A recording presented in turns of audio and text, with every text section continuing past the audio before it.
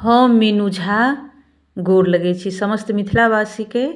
अपन माताजी और मौसी जी के संग एकटा मौहक गीत लऽ कऽ उपस्थित छी। कोशिश करै छी अहाँ सबके नीक लागै। धन्यवाद। जय मिथिला, जय मैथिली। बरकी मंगता सोना के औँठी, ओ सोना के औँठी, रुमाल मंगता बरकी मंगता सोना के औँठी, ओ सोना के औँठी, रुमाल मंगता बरकी मंगता अपना चढ़ैल बरकार मंगता,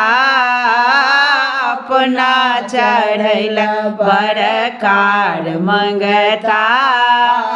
मम्मी के चढ़ैल बड़, मम्मी के चढ़ैल बड़, हाथी मंगता बरकी मंगता सोना के औँठी, ओ सोना के औँठी, रुमाल मंगता बरकी मंगता अपना पहिरैल बड़ घड़ी मंगता, अपना पहिरैल बड़ घड़ी मंगता, बहिन के चढ़ैल बड़, बहिन के चढ़ैल बड़ घोड़ा मंगता बरकी मंगता सोना के औँठी, ओ सोना के औँठी, रुमाल मंगता बरकी मंगता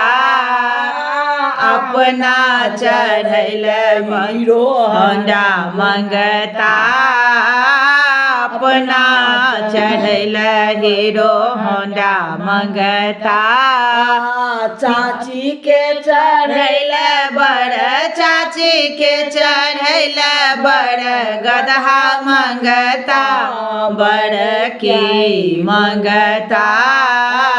सोना के औँठी, हे सोना के औँठी, रुमाल मंगता बरकी मंगता अपना देखैल बड़ टीवी मंगता,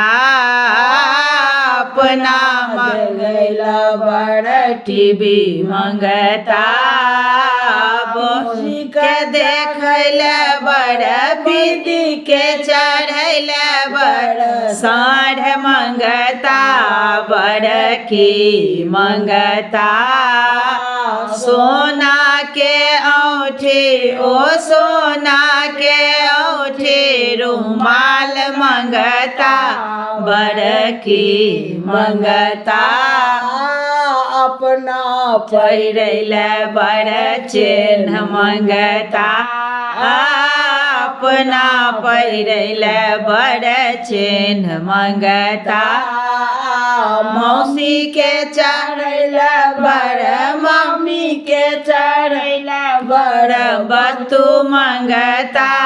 बरकी मंगता सोना के औँठी, ओ सोना